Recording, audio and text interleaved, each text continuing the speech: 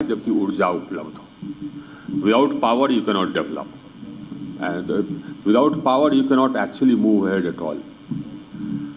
The power is the fundamental requirement for improving the quality of life. It's a fundamental requirement for industry. It's a fundamental requirement for services. It's a fundamental requirement for medicine, for everything. हर एक चीज के लिए ऊर्जा की आवश्यकता है। और भविष्य में ये व्यवस्था हम लोग लाने वाले हैं कि आपकी मोबिलिटी के लिए भी ऊर्जा की आवश्यकता हो। अगर आपके पास ऊर्जा नहीं है तो आप विकास नहीं कर सकते। आप विकास नहीं कर सकते, इंडस्ट्रियल डेवलपमेंट नहीं होगा, तो आपके यहाँ रोजगार भी नहीं होगा। और तकलीफ की बात यह है कि पूरे देश की स्थिति को अगर हम देखें तो ऊर्जा की व्यवस्था सबसे ज्यादा पिछड़ गई यहां जम्मू कश्मीर। और उसके लिए मैं एकदम दो टूक शब्दों में जो पूर्व की सरकारें हैं उनको जिम्मेवार ठहराता हूं। देश में ऐसा कोई राज्य या कोई संघशासित क्षेत्र नहीं है जहां पर कि गांव में बिजली पहुंचाने के लिए कांटेदार तार या बार्ब्ड वायर का इस्तेमाल होता। इतना कम डेवलपमेंट लोगों ने किया इतने वर्षों से, 40, 50, 60, 70 वर्षों से। उनको ये हिसाब देना होगा, देना चाहिए। आप मानिए कि इतना पैसा जो आता रहा और जितना पैसा हर राज्य को जाता था उससे ज्यादा पैसा यहां आता था। कोई भी योजना आप उठा करके देख लीजिए क्या हुआ उसका। जबकि मैं ऊर्जा मंत्रालय में आया तो मैंने सोचा कि नहीं साहब, तो पहले तो जम्मू कश्मीर जाना है। यहां आया तो मैं यहां आया 2017 के अक्टूबर में, और हमारी जो योजनाएं थी, दीनदयाल ग्राम ज्योति योजना, APDS, ये सब प्रारंभ हो चुके थे 2014 के उत्तरार्ध में। 2015 में यहां काम शुरू नहीं हुआ था। ये सुधारना होगा। बताइए साहब, 2 साल आप लोग मिस कर गए। अभी भी उन योजनाओं पर काम अभी पूरा नहीं हुआ है, अभी भी काम बाकी है, उसको तेज करना होगा। इसकी जिम्मेवारी सब पर, ये हम लोग को समझना होगा। इसकी जिम्मेवारी सब पर। यहां काम क्यों नहीं होगा, क्यों नहीं होता है, इसके बारे में सोचिए जरा। बाहर से लोग आकर के क्यों नहीं काम करना चाहते, इसके बारे में जरा सोचिए और उसको सुधारिए। तो पहला काम हम लोग को यह करना होगा कि बिजली व्यवस्था सुदृढ़ करनी हो। माननीय LG साहब ने कहा कि ये यहां पर प्रोजेक्ट इंप्लीमेंटेशन की क्षमता में कुछ कमी है, तो हमारे कुछ जो संगठन है उसको लगाना होगा। हम लगाएंगे, बिल्कुल लगाएंगे। NTPC को लगाएंगे, पावर ग्रिड को लगाएंगे, वो लोग आकर के काम भी कर जाएंगे। लेकिन वो भी ठेका देंगे तो कोई ठेकेदार आएगा तमिलनाडु से या कर्नाटक से, ये आपको ध्यान देना होगा। ये भी ठेका देंगे NHPC, तो आएगा कोई ये बेंगलोर से की कंपनी है या मुंबई की कंपनी, वो आएगी, उसको यहाँ काम करने देना होगा और आप लोगों को काम करने देना होगा, नहीं तो आपका विकास नहीं होगा। ये ध्यान आपको रखना होगा। 2 टुक बोलने वाले में से मैं एक बहुत बदनाम आदमी हूं, तो यही मैं 2 टुक आपको बोल रहा हूं। और ये आवश्यक है कि ये काम हो, नहीं तो विकास नहीं होगा। यह आवश्यक है कि ऊर्जा को उत्पादन हो। यह आवश्यक है कि हमारा जो ऊर्जा का सिस्टम है वो गांव-गांव तक पहुंचे।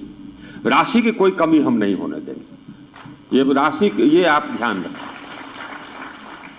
राशि की कोई कमी नहीं होगी। उसका इम्प्लीमेंटेशन होना चाहिए। आपको अपने ऊर्जा विभाग को भी मजबूत करना होगा और ऊर्जा विभाग में जो पदाधिकारी हैं उनको भी यह समझ जाना होगा कि अब हमको काम करना है और हमको इस व्यवस्था को सुदृढ़ करना है। यह भी आवश्यक है। देखिए, ऊर्जा की कोई कमी देश में नहीं है। जितना हमारा मैक्सिमम डिमांड है, मेरा मैक्सिमम डिमांड है 1,85,000 मेगावाट। हमने ऊर्जा क्षमता स्थापित कर दी है। ये सरकार देखिए, नरेंद्र मोदी जी के आने के बाद, नहीं तो पहले हमारा देश ऊर्जा में डेफिसिट था। 2014 के पहले जितने ऊर्जा की हमारी आवश्यकता थी, इलेक्ट्रिसिटी की आवश्यकता थी, उतना हम पैदा नहीं करते थे। आज जितने हमारी मैक्सिमम डिमांड है 1,85,000 मेगावाट, उससे दुगुना ऊर्जा क्षमता हमने स्थापित कर दिया। आज ऊर्जा क्षमता स्थापित है 3,74,000 मेगावाट। तो ऊर्जा की कमी नहीं है, लेकिन ऊर्जा आपको चाहिए तो जो भी ऊर्जा उत्पादन करता है उसको भुगतान करना होता है, नहीं तो ऊर्जा नहीं देगा, इलेक्ट्रिसिटी नहीं देगा। इसके लिए यह आवश्यक है कि बिलिंग सिस्टम और मीटरिंग सिस्टम स्थापित हो। अब नया सिस्टम आया है स्मार्ट प्रीपेड मीटर।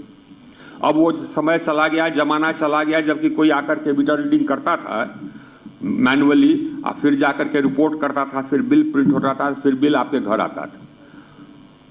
अब इतने उपभोक्ता हो गए हैं और मीटर रीडर की इतनी कमी है कि अब वो संभव है नहीं। अब सारा चीज ऑटोमेटिक हो जा रहा है प्रीपेड, और वो सबके लिए अच्छा है, क्योंकि अब जरूरत नहीं है कि आप 30 दिन का बिल एक साथ भरें। आप 5 दिन के लिए एक साथ आप रिचार्ज करें, वो खत्म हो जाएगा, फिर 5 दिन के लिए करें। यह गरीब आदमी के लिए ठीक है, ये सब के लिए ठीक है। अब किसी को जाकर के मीटर रीडिंग करने की जरूरत नहीं है, किसी को बिल पहुंचाने की जरूरत नहीं है, किसी को चल करके जाने का, ये मोबाइल से रिचार्ज होगा, ये सो कर देने की जरूरत है, और हर जगह कर देने की जरूरत है। कोई कलेक्शन नहीं होगा तो आप बिजली नहीं खरीद पाएंगे, आप बिजली नहीं खरीद पाएंगे तो आपका लोड शेडिंग होगा। तो एक तो हमको सिस्टम बना देनी है लग करके, ताकि हर गांव तक हम तार पहुंचा दें, हर गांव तक हम कनेक्शन कर दें। और सब स्टेशन हम लोगों ने सैंक्शन किया है, सब स्टेशन सैंक्शन किया नया जो बन रहा है, सब स्टेशन का स्ट्रेंथनिंग हम लोगों ने सैंक्शन किया जो बन रहा है, और भी होगा, और भी सैंक्शन करेंगे, उसको कर देना है। और उसके बाद बिजली की कमी नहीं। लेकिन एक चीज ध्यान में रखना होगा, जिसके लिए कि आज हम बधाई देना चाहते हैं लेफ्टिनेंट गवर्नर साहब को। पहली बात, ये लेफ्टिनेंट गवर्नर साहब को प्रभार लिए हुए मात्र 1 या 2 दिन हुए थे, एकदम पूरा एक लिस्ट के साथ हमारे ऑफिस में पहुंचे कि साहब हमारा ये काम है। इतना इनमें ये है अपने पदाधिकारियों के साथ, इतना कीननेस है, इतना एफिशिएंसी है। सोचिए प्रभार लेने के 1 या 2 दिन के बाद पूरा लिस्ट था।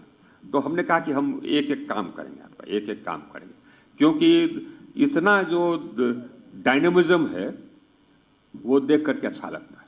और सही में एकदम बिल्कुल डायनेमिक, जो काम इतने दिनों से लंबित था, इतने वर्षों से लंबित था, इन्होंने तुरंत कर दिया कि साहब यहाँ पर क्षमता है, और देखिए साहब यहाँ पर क्षमता का उपयोग नहीं हो रहा है।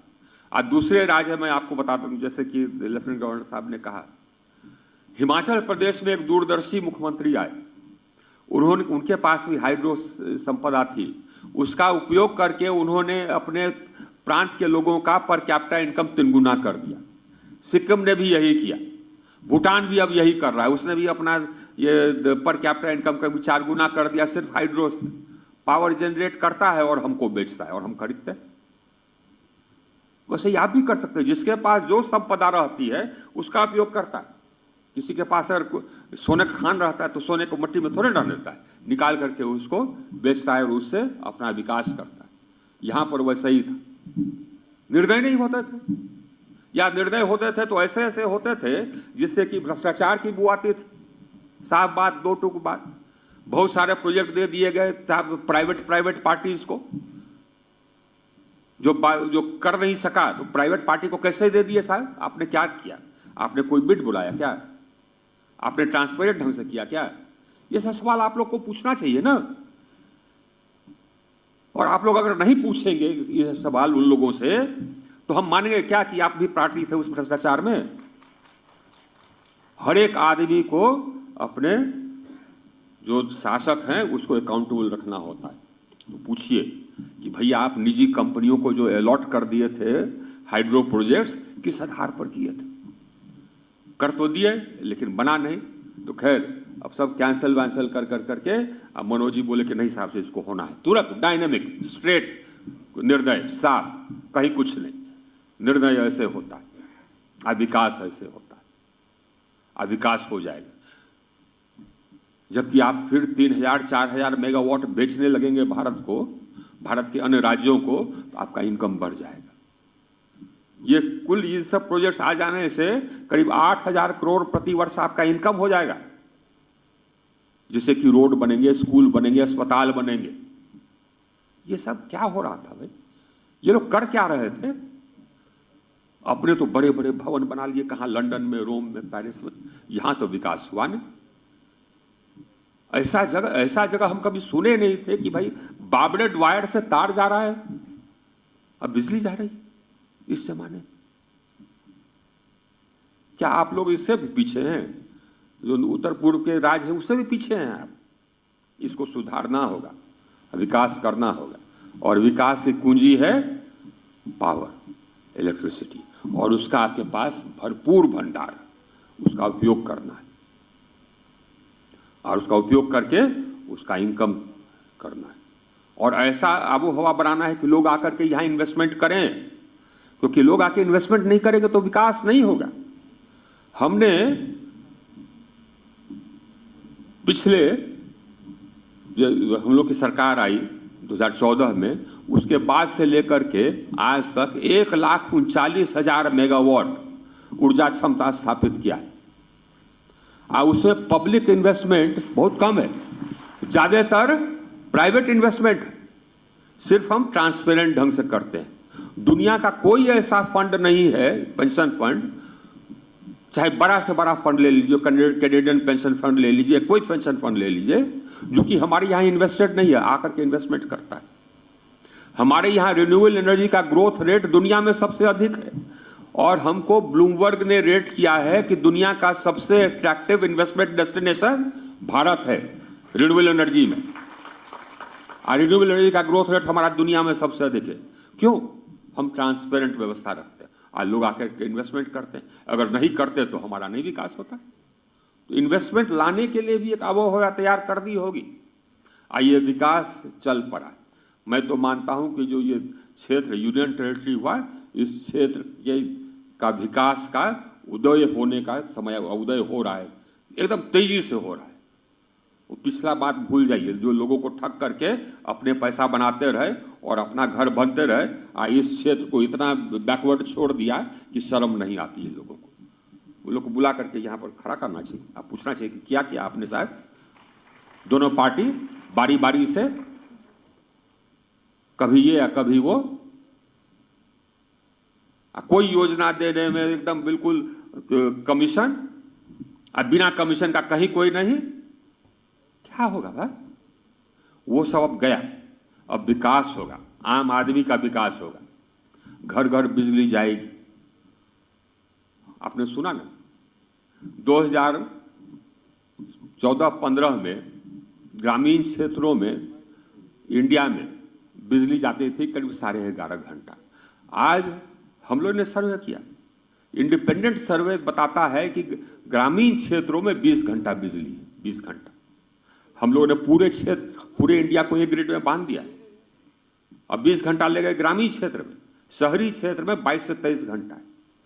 80% शहरों में 23 से 24 घंटा है। ये आज का है। ये विकास संभव है, लेकिन आप पीछे रह गए। यही आपको भी करना है और यही कंसल साहब आपको और आपके विभाग को भी करना है और आपके पदाधिकारियों को भी करना है।